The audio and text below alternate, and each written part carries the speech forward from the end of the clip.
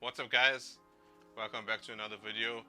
Thank you for clicking on the video and giving me a chance to share some information with you. Today we're not going to have a drum vlog or a drum cover. Today we're going to be having a drum lesson. And when you're listening to a song, what do you hear most of? Do you hear more groove or do you hear more fills?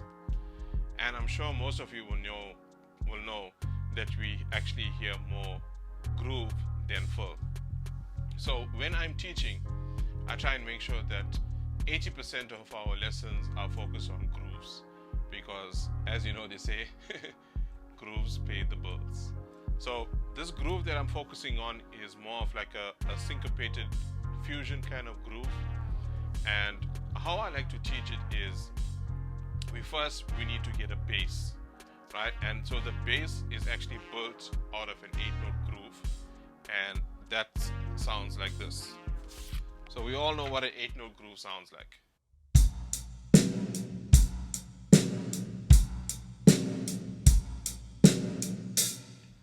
Okay, now what we're going to be doing is we're going to be adding in some extra bass drums.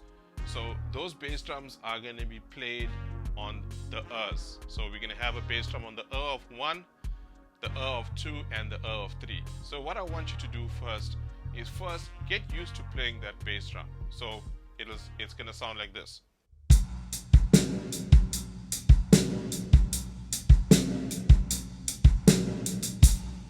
Okay, so once you're used to that, then we can go on to the next step, which I like to call your common denominator. And so for us, our common denominator is going to be our snare drum, because the snare drum is just being played on the 2 and 4.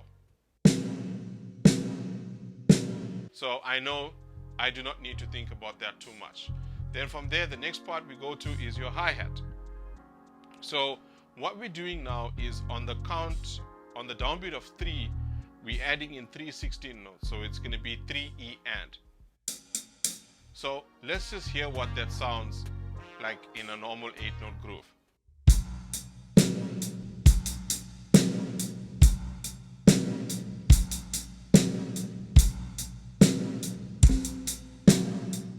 Okay, so now we understand that. So now let's put all of the elements together. So remember, we still have snare drum on 2 and 4, bass drum on 1, the of 1, the of 2, and the of 3. So this is what all of that sounds like.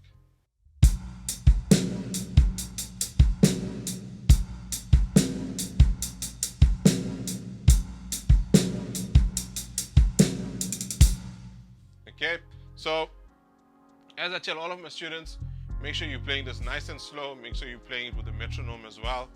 Metronome is very important because it's going to help us to make sure we lock in everything with the click, and when we take it and play it in the song, it's going to help us out with that as well. So let's listen to that again.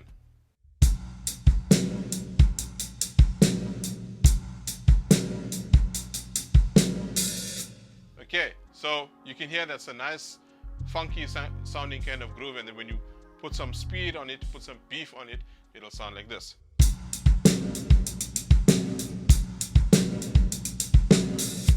Okay, so you can hear now how that has started to flow kind of nicely as you start to pick up the tempo. So from there, what I can do is I can add in an extra hit, an open hi-hat on the and of 4. So it'll sound like this.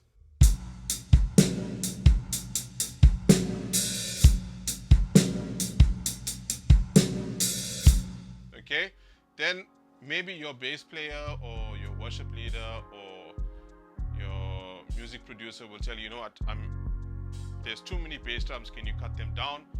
You can actually do that. You can actually take down the bass drum on the of 1 and just have it straight like this.